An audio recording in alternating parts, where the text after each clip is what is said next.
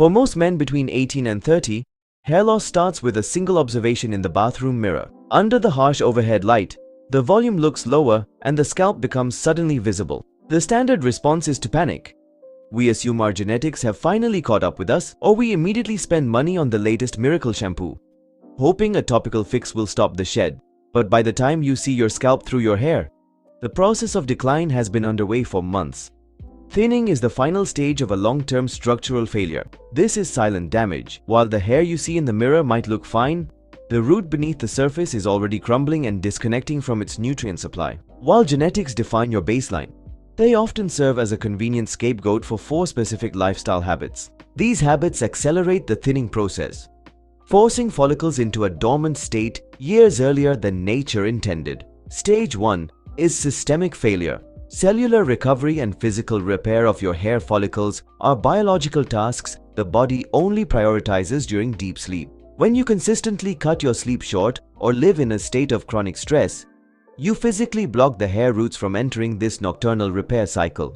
Over time, this creates foundational weaknesses in the hair shaft before it even grows out. This leads directly into stage 2, nutritional starvation. To build a thick, resilient hair strand, your body requires a constant supply of raw materials, specifically amino acids from protein and consistent hydration. If your diet is poor, your body enters a state of biological triage. It prioritizes the heart and brain, while it cuts off resources to non-essential systems. In this survival mode, your hair follicles are the first to be starved. Without nutrients, the follicle physically shrinks. The hair it produces loses its natural shine, develops a rougher texture, and eventually lacks the density to maintain its original volume. The internal health of the body dictates the thickness of the hair strand long before it ever breaks the surface of your skin.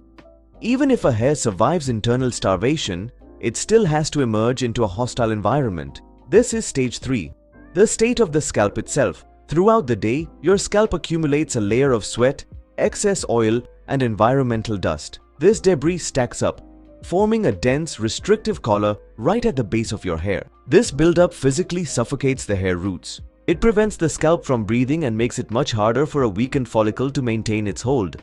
Switching shampoos won't solve this if the underlying habit remains. Without deep, regular cleansing of the scalp surface, any topical treatment you apply is just sitting on top of a layer of filth. This brings us to the 4th and most common stage, the final blow. By now, the hair is already starved from the inside and suffocated from the outside. It is at its most vulnerable. In this fragile state, standard physical habits become destructive. Aggressive towel drying, tight hairstyles, or constant touching creates enough friction to snap weakened strands. Because the hair was already compromised internally, the simple act of rubbing it dry with a towel provides the final force needed to cause a break. To reverse this thinning, you have to address the damage in the same order it occurred, starting from the inside. First, the systemic solution. Aim for 7 to 8 hours of sleep.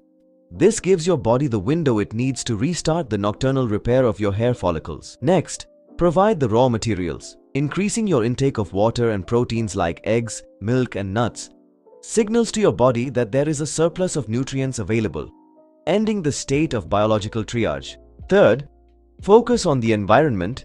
Keep the scalp clean. Removing that layer of oil and debris allows the hair roots to breathe and grow without physical obstruction. Finally, eliminate physical trauma. Treat wet hair with care.